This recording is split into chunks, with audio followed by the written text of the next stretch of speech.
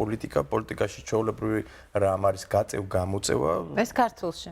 თუმცა არა მხოლოდ. არა მხოლოდ პოსტსაბჭოთა სივრცეში, თუმცა განსაკუთრებით განსხვავებულია და მეტილად უფრო ცივილიზებული ფორმა ამ ყველაფერს დასავლეთში და ამ ყველაფერზე იმუშავა ჩვენმა კოლეგამ ნიკა ლობილაძემ, სწორედ მის რეპორტაჟს ნახავთ ახლა.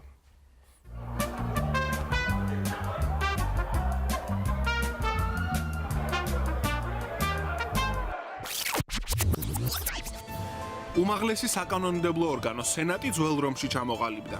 მაშინვე დადგინდა სენატის უფლებები და მისი წევრების ქცევის კოდექსი. მას შემდეგ 2700-ზე მეტი წელი გავიდა და დებატებმაც ფორმა იცვალა.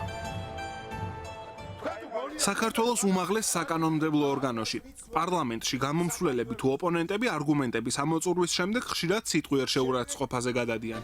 შეურაცხყოფილი პარლამენტარები თმენის ვალდებულებას ივიწყებენ და ღირსების დაცვას მუშტებით, წარსულში მიღებული სპორტული გამოცდილებით ან სულაც მიკროფონით ცდილობენ.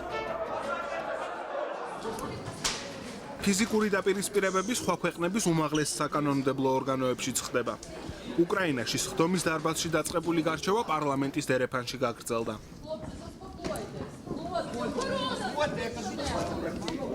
ფიზიკური შეურაცხყოფის მიყენების ფაქტები უახლოეს წარსულში სამხრეთ აფრიკაში, ინდოეთში და სხვა განვითარებად ქვეყნებში ხდებოდა.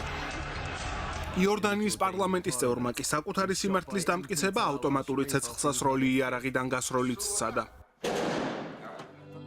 გაერთიანებული სამეფოს პარლამენტში, რომელიც 1902 წლიდან ფუნქციონირებს, ფიზიკური შეურაცხყოფის ფაქტი სულ 4 ჯერ დაფიქსირდა.